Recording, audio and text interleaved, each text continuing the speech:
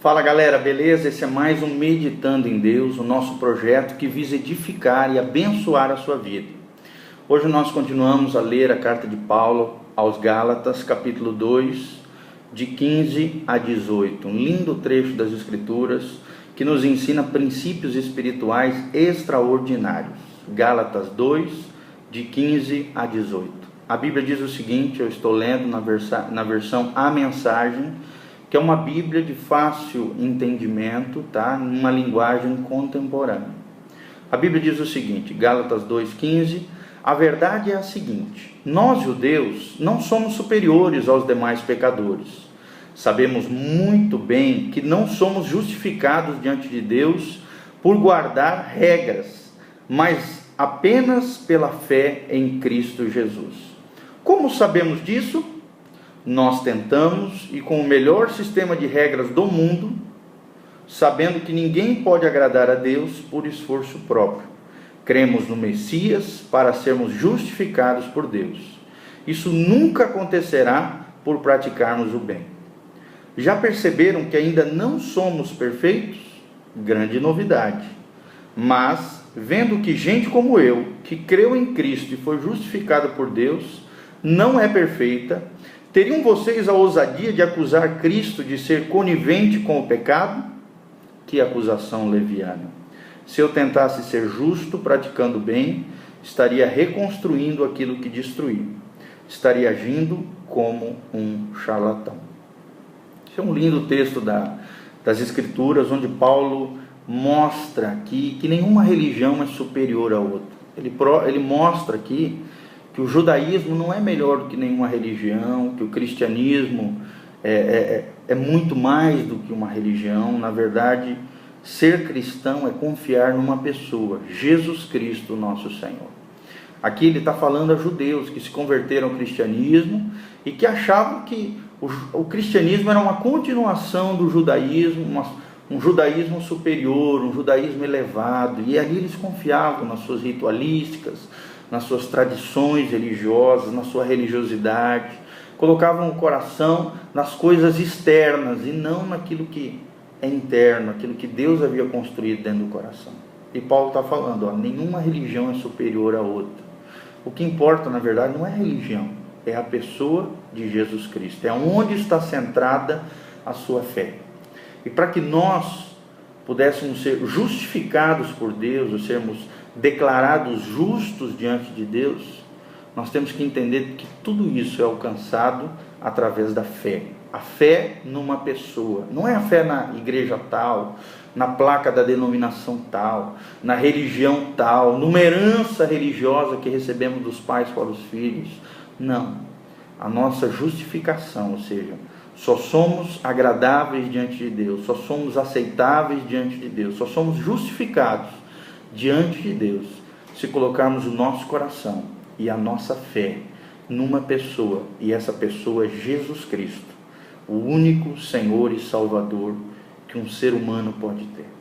A sua fé não pode estar baseada nas suas obras, nas suas benfeitorias, na sua religiosidade, o quanto você vai na igreja, o quanto você faz coisas para Deus ou deixa de fazer, o quanto você é misericordioso com as pessoas de fora. Não, não é isso.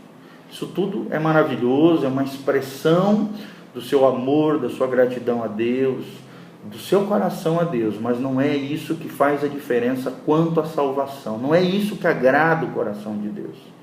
Para agradar a Deus é necessário fé. Fé na pessoa de Jesus Cristo. E obediência àquele que você declarou no seu coração como o Senhor e Salvador da sua vida. O Evangelho se resume nesses dois princípios, fé e obediência. É como um passarinho com duas asas. Se eu arrancar uma das asas, o passarinho não consegue voar. Assim é o cristão. Ele não consegue ser verdadeiramente cristão, ele não consegue alcançar patamares mais altos, lugares mais altos em Deus, nível maior, elevado de espiritualidade, de crescimento, desenvolvimento da sua fé, da sua cristandade, se ele não tiver fé, confiança, não numa religiosidade, mas na pessoa de Jesus, na obra redentora de Cristo Jesus na cruz do Calvário, na ressurreição dentre os mortos e na sua obediência aos princípios, aos mandamentos, a todos os princípios espirituais declarados na palavra de Deus, principalmente no Novo Testamento, a todos aqueles ensinamentos, doutrinas, as práticas da fé cristã, colocando sempre a confiança na pessoa de Jesus e não no esforço humano. Ele fala aqui, eu não posso agradar a Deus no meu esforço humano. É óbvio que na vida espiritual, na vida cristã, eu preciso lutar. Existe uma batalha travada dentro do meu coração, dentro da minha vida, entre a natureza corrompida que quer me derrubar, quer me afastar de Deus, que quer me destruir espiritualmente, e a natureza divina, que é a vida espiritual, é o Espírito Santo que opera dentro do meu espírito, trazendo a vida de Deus a mim. É óbvio que é necessário uma luta constante, uma batalha travada todos os dias no nosso coração. Mas para agradar a Deus não é por esforço humano, não é com base em obras, em regras, em religiosidade exterior, não. A verdadeira espiritualidade, nós temos ensinado sobre isso, ela brota de dentro para fora, naquilo que você constrói, através de uma vida de fé e de obediência a Deus. Entendendo que nós não somos perfeitos. Agora também precisamos entender isso bem, não somos perfeitos, quem é perfeito é Jesus. E dentro das nossas imperfeições, nós não podemos nos acomodar a essas imperfeições, essas áreas mal resolvidas dentro da nossa vida, não. Temos que buscar a perfeição que é Cristo. Não é uma pessoa, não é um líder religioso, não é alguém que é um exemplo e modelo para nós, não. O exemplo e modelo para nós, a nossa referência, o homem perfeito é Jesus Cristo.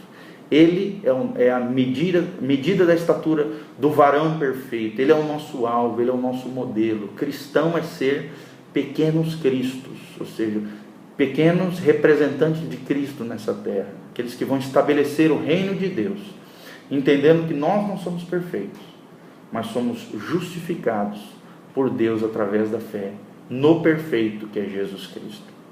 E é óbvio, como Paulo fala aqui, que não é porque nós não somos perfeitos que nós temos que nos acomodar na nossa imperfeição, no nosso pecado, não. Paulo fala aqui e ensina que Cristo não é conivente com o pecado.